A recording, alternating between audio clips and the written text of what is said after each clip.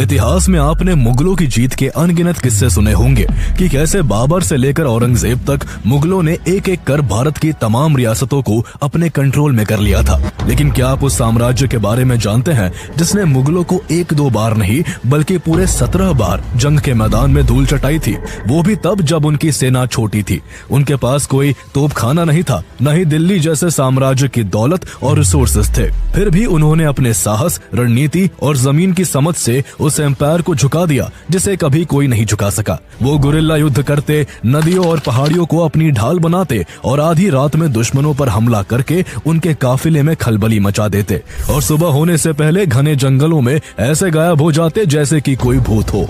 यही कारण था कि मुगलों के बीच अफवाह फैल गई कि उनकी ओर से कोई आम आदमी नहीं बल्कि राक्षस और भूत युद्ध करते हैं। वो इतने बड़े देशभक्त थे कि गद्दारी करने पर अपने सगे संबंधियों को भी मौत की सजा देने से नहीं हिचकते थे और अपनी जीत की खुशी अपने देवताओं के आगे दुश्मन की बलि देकर मनाते थे। इतने महान योद्धा होने के बावजूद उन्हें इतिहासकारों ने अपनी किताबों से मरहूम रखा।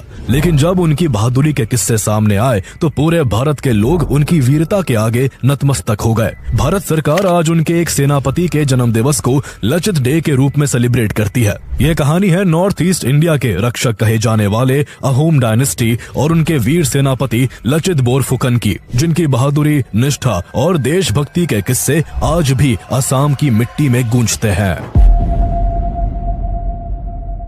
कहानी की शुरुआत साल 1215 से होती है जब एक टाई प्रिंस चाओलुंग सुक्फा अपने 9000 लोगों के साथ मोंग माओ से निकलकर भारत के नॉर्थ ईस्ट हिस्से में मौजूद ब्रह्मपुत्र वैली तक पहुंच जाते हैं। सुक्फा का इरादा यहाँ लूटपाट करने का नहीं बल्कि यहाँ के असम में परमानेंट बसने का था। असम पहुंचने के बाद उन्होंने लोकल लोगों की जमीन पर जबरदस्ती कब्जा नहीं किया बल्कि नई बस्तियां बसाई। पहले असम में कामरूपा किंगडम का राज था जिसका रूल साल 350 से लेकर साल 1140 तक चला, लेकिन उसके बाद से यहाँ अलग अलग जगहों पर अलग अलग ट्राइब्स का कंट्रोल हो गया था। सुक्फा दूरदर्शी नेता थे, इसलिए उन्होंने लोकल ट्राइब से युद्ध नहीं किया बल्कि उन्होंने दोस्ती का रास्ता चुना। उन्होंने कहा, हम मेहमान हैं और आप इस जमीन के मालिक हैं, आइए एक दूसरे को जाने और मिलकर साथ रहे। उनकी इस बात का गहरा असर हुआ और धीरे धीरे लोकल ट्राइब्स उनके साथ जुड़ती चली गई। सुक्फा खुद उन ट्राइब्स के बीच रहे, उनकी लैंग्वेज सीखी, उनके रीति रिवाजों की रिस्पेक्ट की और उनसे विवाह संबंध भी स्थापित किए। उन्होंने खुद खेती की और आम लोगों जैसा जीवन जिया।